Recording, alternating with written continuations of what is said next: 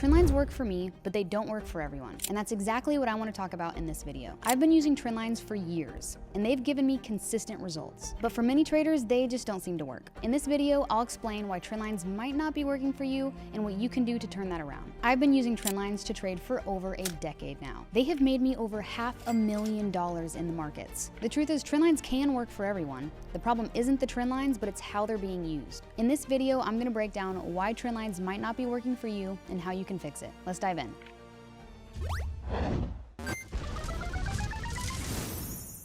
So one of the biggest mistakes that traders make is not having a clear entry and exit criteria. You need to define exactly when you're going to enter and exit a trade based on your trendline setup. Are you entering on a retest, a breakout, when price touches your trendline for a third time, on the close of a candle? Without this clarity, you'll be entering trades based on random breaks. And that's where things can go wrong. So the point of having a set entry and exit criteria is to help remove the randomness, create structure, and start to narrow down exactly the setups that work. Don't take every single break. Don't sometimes wait for the candle to close, sometimes not. Don't take a trendline break that has 2 touch points versus 3. Truly try to track what's working and then continue to implement that over and over again. Make it a very clear and set exit and entry criteria. Another mistake that I see is traders only drawing trend lines on lower time frames with no connection to higher time frames.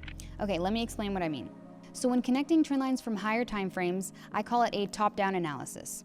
I will always start in the highest time frame that I can, the monthly time frame. I will make sure to mark up the overall monthly trends here, making sure that price hasn't intersected, connecting as many touch points as I can. I'll make sure to draw upward and downward trend lines, but then this is the key here. As I move down time frames, I make sure that every single line connects. I want to track price steeper and steeper all the way up until where price is at right now, real-time market data. So I will move from the monthly down to the weekly, then from the weekly down to the 4-hour time frame, making sure to slightly adjust my lines. As you come into lower time frames, you'll start seeing more precise data. You'll have to slightly adjust these.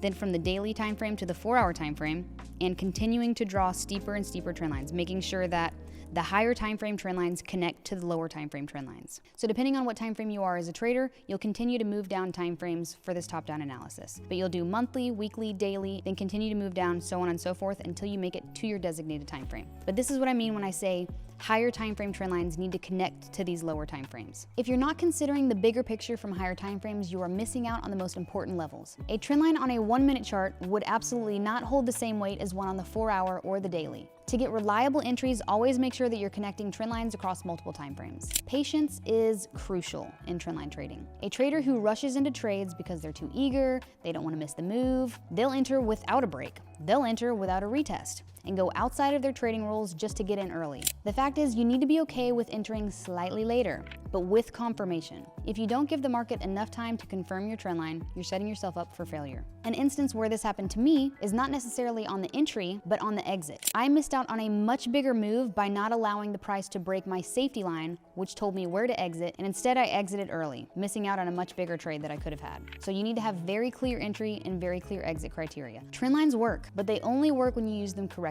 So stop rushing your trades, make sure that you're connecting trend lines from higher time frames, and define your entry and exit criteria before you act. If you follow these steps, you'll start seeing that trend lines can be such a powerful tool in your trading. If you want to learn how to properly use trend lines in your trading and avoid these common mistakes, click the link in the description below to join my community. I'll guide you step by step on how to master trend lines and create a solid trading plan and avoid mistakes that hold you back. All the details are in the description below. Thanks for watching. If you found this video helpful, make sure to hit the like button, subscribe, and hit the bell for notifications so that you don't miss my next one. Let me know in the comments below, what is your biggest struggle when it comes to trend lines? Do they not work for you? Do they work for you? I'd love to hear your thoughts. See you in the next video.